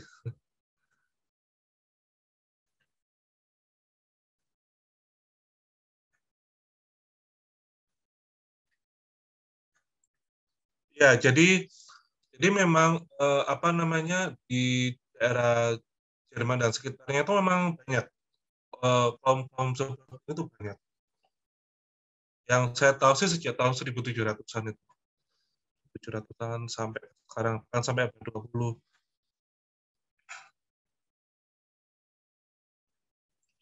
Cuman ya saya pribadi niat banget gitu. Ini sebenarnya itu juga foto artis ini seingat saya. Seingat saya ini juga foto artis. Ini juga foto artis tapi saya sebentar, saya agak lupa. Sorry, ini bukan foto artis tapi ini foto propaganda. Foto propaganda selayaknya kalau kita lihat apa namanya? Foto I Want You ya Amerika itu kan ada apa namanya representasi paman Sam gitu kan nunjuk.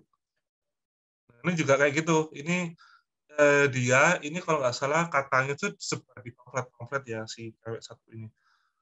Ya ada kemungkinan ya hanyalah perempuan yang dijadikan alat propaganda, mungkin counter naratif tadi.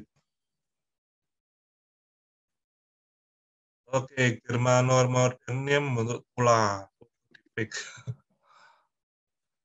Jadi Tola Frill ini tuh perempuan, kebanyakan perempuan, tapi kalau Tula ini kebanyakan adalah campur dia, kebanyakan juga laki-laki dan para pejabat. Jadi ini unik sih kasusnya Tula Society ini jika memang mereka itu ada, ini cukup menarik karena Tula ini dia metafisik, okultis, tapi menggait orang-orang yang ada di politika negara kayak apa namanya hakim, polisi, apa lagi tadi itu ya saya lupa, hakim, polisi, tokoh-tokoh masyarakat. Sebenarnya di kita itu mungkin juga ada ya, tapi ya kita maksud saya adalah orang-orang yang apa namanya penganut kepercayaan tertentu yang bukan apa namanya enam agama atau keyakinan gitu ya, keyakinan resmi, kemudian menggait orang-orang penting. Sepertinya sih ada.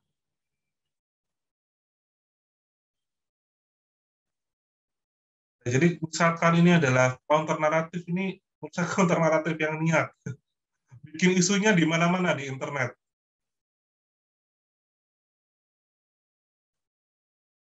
Saya tadi di grup WhatsApp itu membagikan bukan e-book ya, tapi judul buku yang mensyaratkan bahwa memang UFO Nazi itu betulan ada.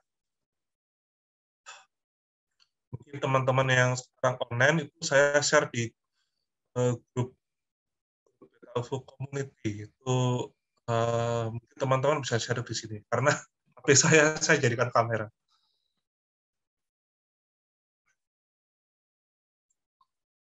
Sampai bahkan pendiri Tula ini merubah nama ya, namanya Adam Glauer jadi Rudolf.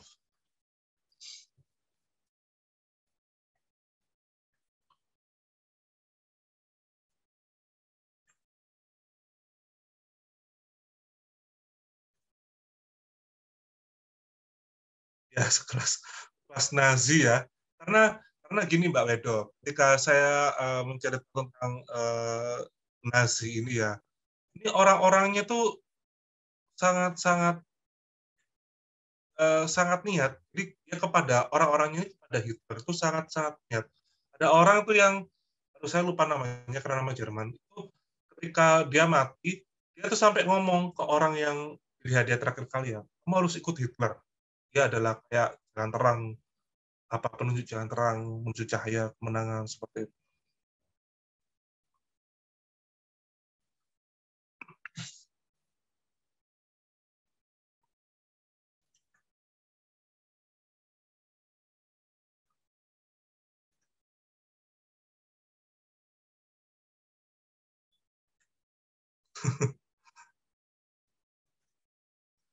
Ya. Mas Reza, matur lagi sebentar. Boleh. Oh ya, itu kalau dalam format filosofi tapi yang leadership itu namanya formasio, Mas. Formasio. Betul. Itu salah satu bentuk formasio. Salah satu bentuk formasio itu apa sih? Salah satunya adalah menanamkan jiwa narsistik dalam diri mereka. Dan itu banyak sekali contohnya. Gitu. Jadi misalnya kayak Jepang dulu kan begitu juga toh, ketika menjajah kita, Jepang cahaya Asia segala macam itu kan. Nah, itu formasio ya, formasio untuk kesetiaan. Itu tuh khasnya Eropa Mas sebenarnya awalnya itu, sebelum khasnya Eropa, karena itu sebenarnya menelik ke belakang, maaf mungkin agak sedikit kurang nyambung ya. Formasio ini sebenarnya untuk psikologi sudah biasa. Gitu. Misalnya kayak formasio, karena saya sendiri beragama Katolik meskipun tidak Katolik amat gitu. Itu tuh ada formasio dalam gereja Katolik itu. Dari abad pertama gereja awal itu sudah punya formasio. Ya, misalnya bagaimana cara membentuk pastor. Agar pastor ini tidak menikah, tidak melirik perempuan, mencintai orang secara multiversal. Nah, itu namanya formasio. Sampai mati, betul, sampai mati. Jadi itu kayak semacam panggilan. Itu calling. Dan mereka menyebut itu tuh ya panggilan, ya calling. Sama seperti anggota-anggota Nazi itu ya benar. Harus ikut Hitler segala macam wajar. Itu formasio namanya.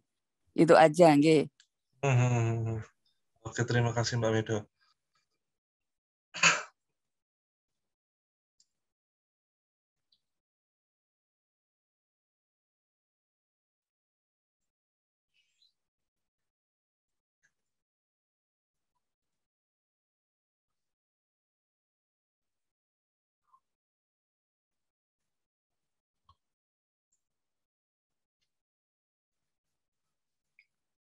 Tapi misalkan ya, ini kita coba berpikir bahwa memang Vril ini memang beneran ada ya. Dari mana penulis ya yang bernama Gurley Litton ini atau Litton itu ya, itu menemukan kata Vril, Oh ya mungkin imajinasinya saja ya. Tetapi imajinasinya ini kok awet ya, sampai ratusan tahun. Nggak ratusan tahun ya, sampai 100 tahun ya, atau mungkin puluhan tahun ke depan. Ya awet juga gitu imajinasinya. Jadi kalau saya pikir ya, Litton ini sebenarnya menceritakan tentang orang-orang yang hollow earth ya. Orang-orang yang hollow earth ya mungkin ini yang disebut sebagai civilization, orang-orang penghuni bawah yang berwajah tampan, cantik, yang memiliki teknologi piring terbang, seperti itu mungkin. Karena saya dulu tuh pernah ya, saya itu ketika kuliah itu ada dosen yang dia mengajar tentang sebenarnya bukan materi keilmuan ya, jadi tentang etika dan estetika. Nah, ada tulisannya beliau yang berbunyi tentang estetika. Ini soal keindahannya. Orang ketika dia ingin membuat sesuatu, ya, orang-orang zaman dulu itu ada dua cara ketika dia ingin create sesuatu ya. Dia itu mengadaptasi dari yang sudah ada atau dia itu melihat langsung. Nah, Litton ini yang mana? Apakah kalau misalkan dia melihat inspirasi, dia terinspirasi dari apa ini? Berarti kan ada cerita sebelum Vril. Nah, kalau dia melihat langsung, nah ini yang ya berarti emang Vril itu ada, gitu. Orang-orang Vril itu ada.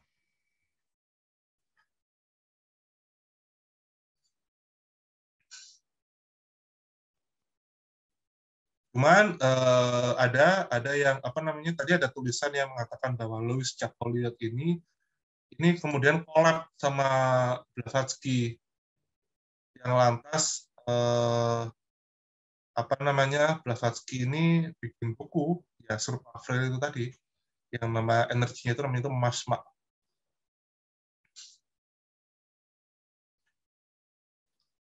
Nah ini yang bertanggung jawab mengapa Vril dan Nazi itu bisa bertemu di sini itu gara-gara buku dari The Morning of the Magicians. Mungkin pernah bertemu tapi gara-gara mereka berdua ini yang isu itu menjadi semakin terkenal. Kalau memang Frill dan Nancy itu pernah bertemu.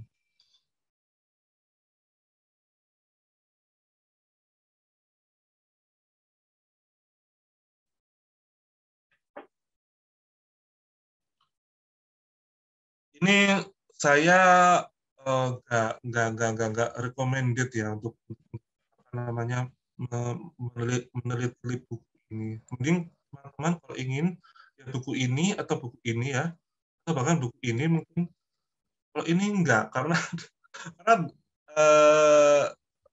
apa ya covernya yang ini rasanya sih cover asli, cover bukunya dia asli, gitu. Tapi saya hanya khawatir kalau karena covernya yang dibuat tidak terlalu, menurut saya tidak terlalu niat, isinya pun juga agak serampangan gitu. Beda dengan yang lain. Yang lain sih niat ya. Nah ini dua artis yang sering dikaitkan dengan Frill Society. Ada lagi yang ingin mendiskusikan tentang Frill?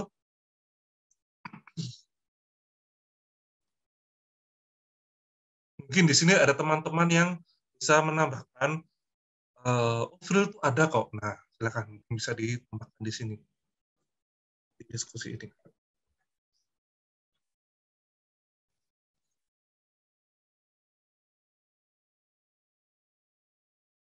Ya, Mas Gatot, ini bukunya ada, tapi saya agak khawatir buku ini tidak terlalu bagus karena covernya editannya tidak halus, tidak seperti editan apa. Ya memang pasti kan ada cover-cover yang editan ya, ambil gambar ini, gambar ini.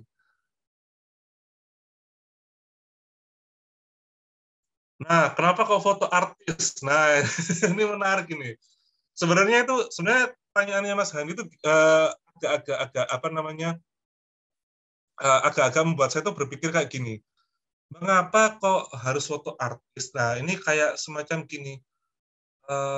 Mengapa kok UFO ini kayak tiba-tiba itu kayak yang terkait dengan UFO ini ada banyak. Kayak misalkan Bigfoot, Loch Ness. Nah, ini apakah memang terkait atau memang itu, mohon maaf, ini adalah usaha untuk mocking, untuk ngejek, nyindir gitu loh. Jadi mungkin bagi UFO believers ya ini dihadirkan Loch Ness gitu misalkan ya, atau dihadirkan makhluk kriptid lain gitu. Nah, ini apakah memang ada kaitannya atau mocking? Nah, ini yang jawabannya iya betul, memang kesannya hoax. Memang kesannya hoax. Tetapi artis-artis yang diambil juga artis-artis lama. Jadi yang mungkin yang bikinnya sudah mikir, aku ambil artis lama ya, yang kemudian nanti di masa mendatang mungkin mereka nggak banyak tahu gitu. Atau mereka akhirnya tahu gitu, ternyata ini orang-orang Frill ini mungkin nggak ada gitu. Ya, jatuhnya akan menghina keaslian Frill jika memang ada.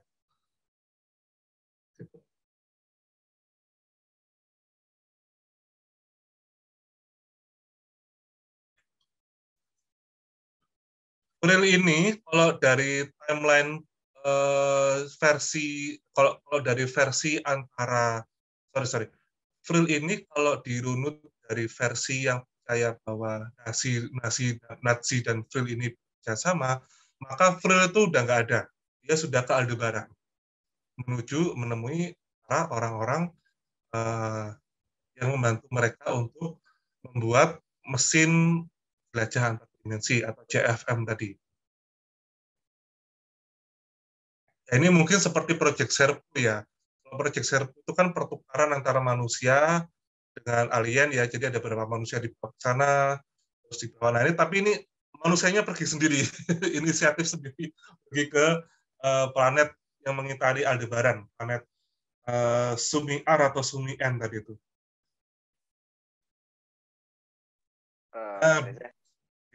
Sebentar. Halo. Ya, siapa ini? Sorry. Balik, Mas. Oh iya, Mas Galih. Sorry, saya masih di PowerPoint.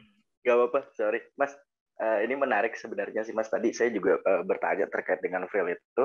Kalau saya sendiri sih karena memang ada beberapa buku yang memang pernah saya baca, saya juga meyakini sih kalau Vril ini memang dia sudah tidak di bumi seperti itu, karena kan memang terakhirnya juga informasinya kan mereka langsung kemana, ke Aldebaran ya, menggunakan pesawat lintas dimensi ini. Nah Mas, ini mungkin tadi ada kaitannya juga dengan yang tadi Mbak Wedo cerita ya, terkait dengan superstition gitu ataupun tahayul. Jadi gini Mas, ini sharing sedikit. Kebetulan temanku itu ada yang kuliah di Köln Jerman ya. Jadi Köln Jerman. Nah, ini pembicaraanku sekitar 2 tahun lalu sih, 2019, yang memang aku tuh lagi tertarik-tertariknya banget sama UFO, khususnya alien yang humanoid gitu ataupun Nordic seperti itu. Nah, sampailah kita ngebahas soal Vril ini, dan ternyata dia juga tahu gitu kan, karena dia memang kuliah di Jerman dan lain sebagainya.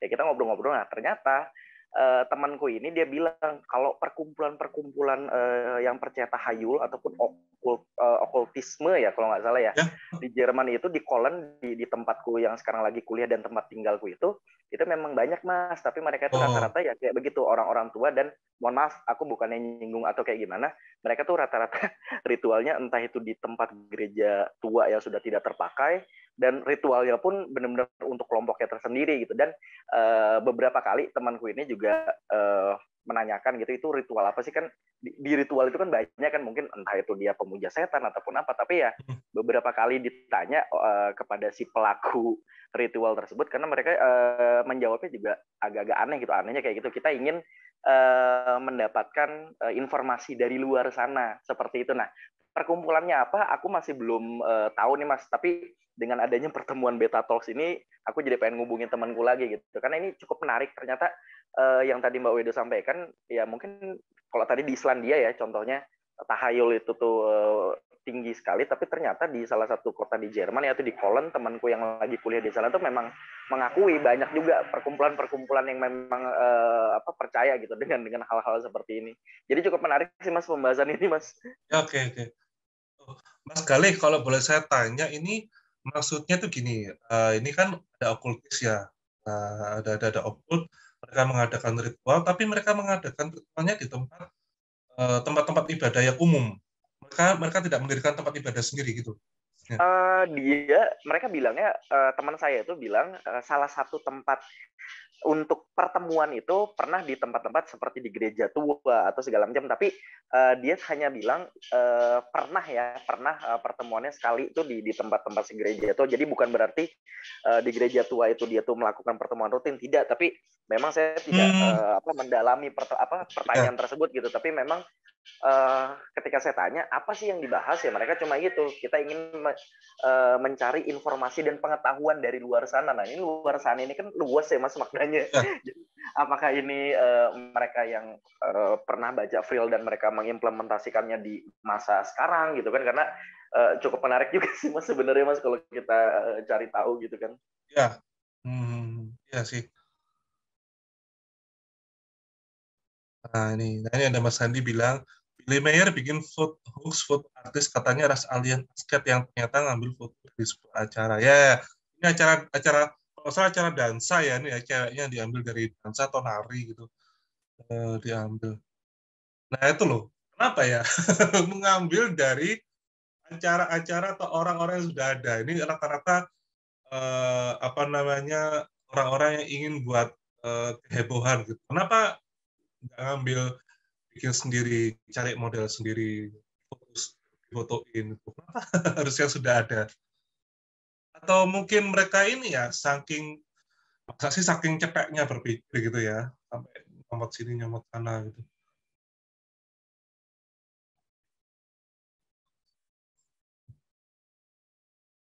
Nah kan jadi rasanya tuh kayak kita yang mengamati UFO tuh jadi kayak ya kayak orang-orang yang di-mocking gitu loh, diejek, jatuhnya ya kayak jatuhnya akan menjelekan para pecinta UFO sendiri, dan juga mungkin para pelaku spiritual sendiri gitu loh. Mungkin udah spiritualnya udah sungguh-sungguh gitu, ada kayak ginian gitu. itu ya mocking lah. Nah itulah tadi mengapa saya berpendapat bahwa kenapa sih kok foto artis yang diambil-ambil, ya mungkin tujuannya itu untuk mocking, untuk ngejek kita, ngejek orang yang percaya. Nah, menambah stigma, bikin jengkel. Ya. Tapi mungkin ini kali Mas, mereka menggambarkan dengan foto artis karena ya mereka tidak sempat buat foto, jadi ya yang mendekati aja kurang lebih perawakannya seperti itu. Itu mungkin bisa aja kali Mas Riza ya. Mengambil visualisasi yang tidak sempat difoto, jadi kira-kira oh saya ngelihat makhluk alien ini seperti ini, nah dia jadi ya. Itu kan bisa juga sebenarnya. Kayak aduh aku nggak sempet bikin nih, ambil aja dia yang udah ada, nah kebetulan, nah itu ada cara betul. itu mirip.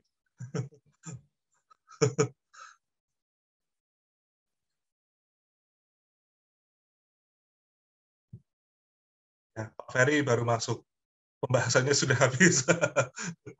Nah, ini juga gini, jadi kalau misalkan teman-teman di Beta UFO yang mungkin pernah membaca postingan saya, Pak Nur, atau yang lain tentang terkait pertemuan kami dengan Pak Dias, juga dengan Pak Sandi selaku, nah 2 orang ini dari staf khusus Presiden ya.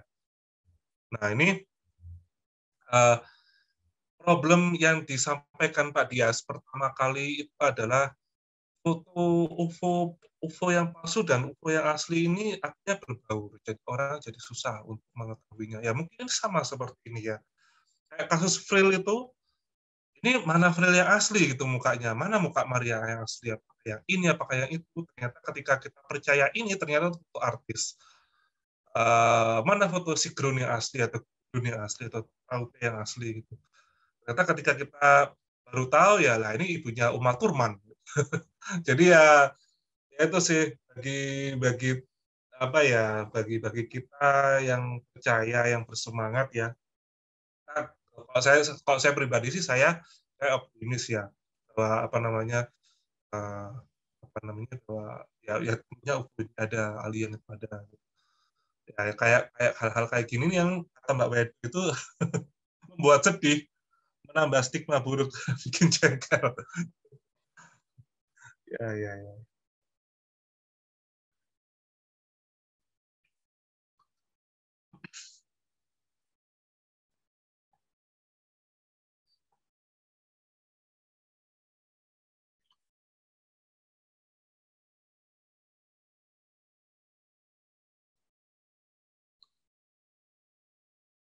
Silakan mungkin ada yang ingin bertanya atau saya ini lagi ya.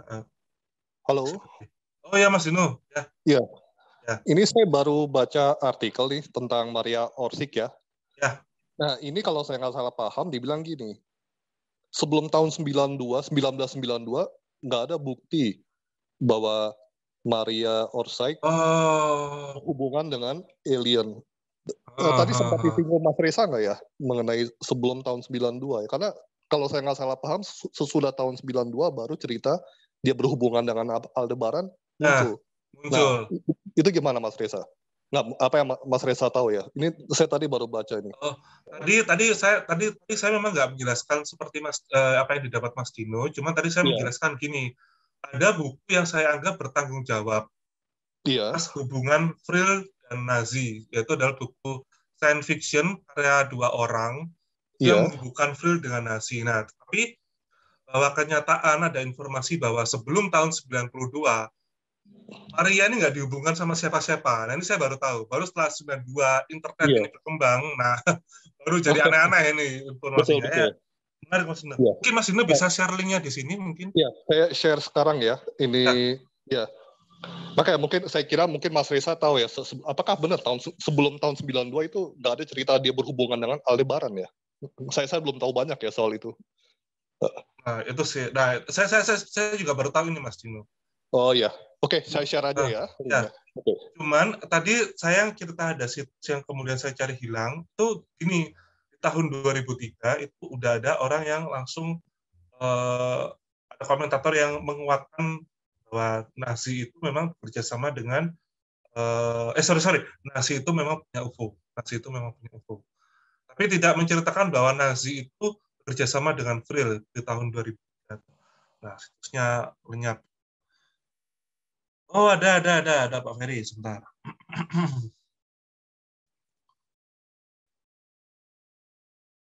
Belum sempat saya taruh di drive sih.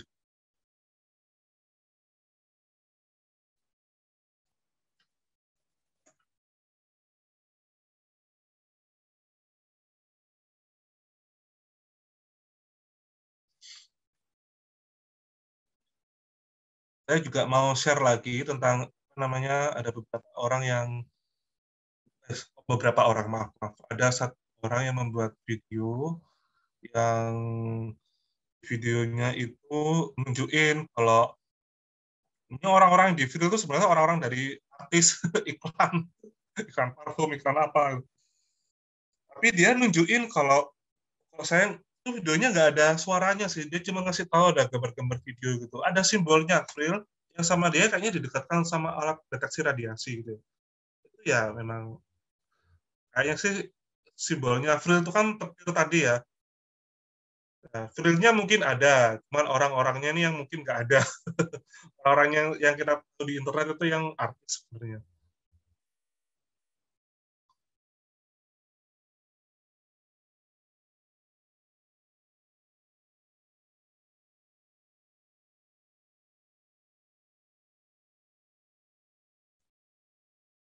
Ya kayak gini memang tantangan sebagai penyuka UFO ya, pemerhati UFO.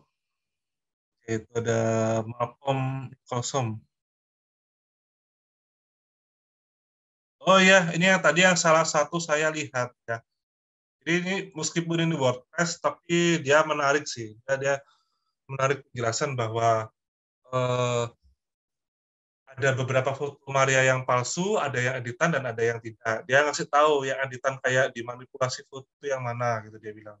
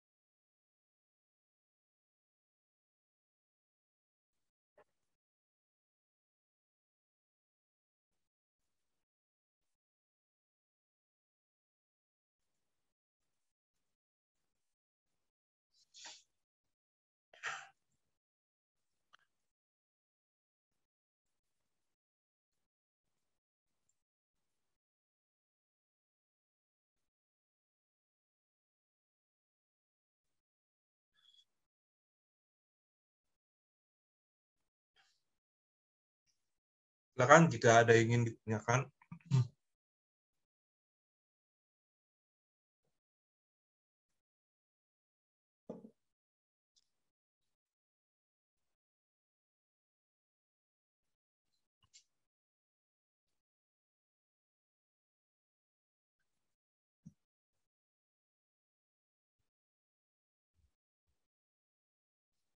Oh, ada yang komen.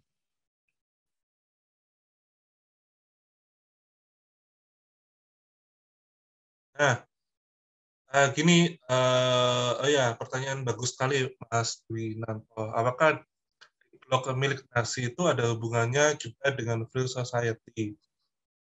Nah, itu saya sempat membaca ya. Jadi gini, jika apa namanya kita ingin mengambil versi bahwa Frill dan Nasi itu kaitan, maka yes, di blog ini ada kaitannya dengan Frill. Tapi kalau kita mengambil versi bahwa Frill itu tidak bekerja sama dengan Nasi, dan bahwa kenyataan semua UFO yang diciptakan Nasi itu adalah buatan Nasi sendiri tanpa perantara medium, maka di blog ini yang termasuk adalah kendaraan yang memang dibuat Nasi. Nah, kalau nggak salah itu dari majalah apa ya tadi saya lihat ya, Popular Mekanika apa tadi itu, blog ini salah satu Wonder Weapon kalau nggak salah ya, senjata impiannya Jerman. Kemudian dikaitkan dengan jatuhnya UFO di Gettysburg yang bentuknya hampir sama dengan Dell. Nah, itu ada dugaan juga bahwa itu kemungkinan adalah Dell gitu, yang mungkin diambil dari setelah project paperclip operation. Kalau mau ambil tema yang Frill dan Nazi bekerja sama, ya itu memang ada berhubungan dengan Frill. Tetapi gini, Mas Dwi, kalau saya baca-baca ya, kalau misalkan yang versi Frill dan Nazi bekerja sama, Frill ini hanya menginspirasi di pesawat-pesawat UFO. Untuk di Glock ini nggak pernah disebutkan ya. Jadi kayak di Glock ini memang punya Nazi gitu. Tapi kayak pesawat UFO yang CFM, terus kayak pesawat UFO yang namanya Frill, itu kalau kita ambil kita ambil versi yang Nazi kerjasama dengan Frill, nah itu masih ada kerjasamanya dengan Frill. Gitu. Tapi Glock ini kayaknya nggak disebutin bahwa ini punyanya ini hasil kerjasama dengan Frill.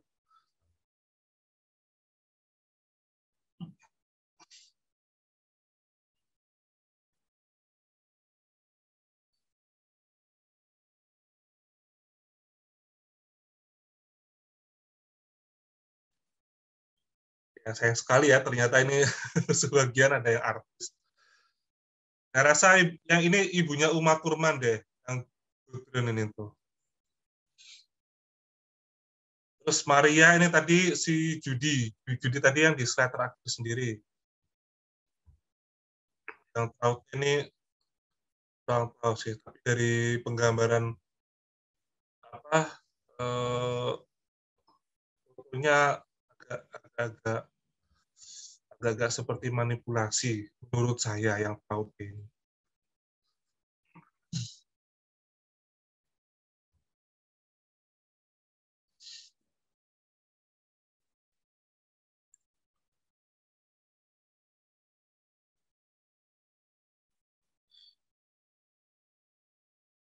Ya, jadi ya seperti tadi saya bahas dengan Mbak Medo tadi, semisal ini adalah counter narasi dari Nazi, ini adalah counter narasi paling niat. Mereka sampai bikin huruf-hurufnya, mana tadi? Ya huruf-hurufnya, huruf alien dari planet Sumi-N atau Sumi-R tadi. Ini ada juga Tola Society. Tola Society ini ada di situ diceritakan. Seingat saya sih ada. Jadi ini Tola ini real. Tola ini. Ya, semoga ini bukan tindakan mocking ya. Kalau Tola Society ini ternyata nggak ada tapi disangkut-sangkut supaya ada gitu. Itu mengecewakan juga. Tapi sejauh yang saya tahu Tola ini ada. Tola ini ada.